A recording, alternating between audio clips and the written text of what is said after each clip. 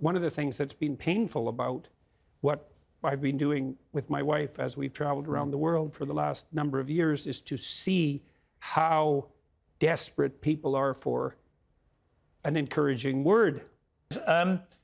This idea that actually your life is defined not so much by success, because you're everyone's friend when you're successful, but by the knocks you inevitably are going to get, whether it's through losing loved ones, losing a job, losing a car, whatever it may be. You're going to get hit by blows in your life of differing magnitude. Mm-hmm. And I've always believed that how you deal with the downside of life really defines how you lead the rest of your life. Mm-hmm. Well, the clip is very interesting because it starts out with the admission that life is brutally difficult and sometimes unbearably brutally difficult. And you can see the progressives playing with that notion. It's warped into this sense of victimization, but it does reflect some understanding of the underlying tragic reality of life.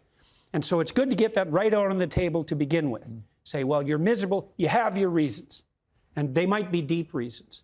But if you let the misery demoralize you and make you bitter and cynical and cowardly and make you withdraw, then first of all, that's a failure in the highest sense on your part, and all it's going to do is make everything worse.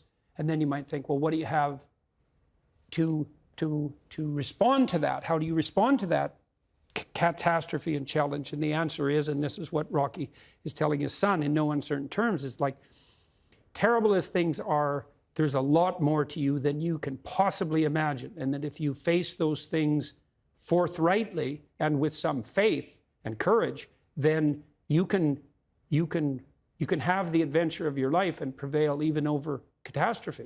And that's true. You smart, you loyal, you're grateful. I appreciate that.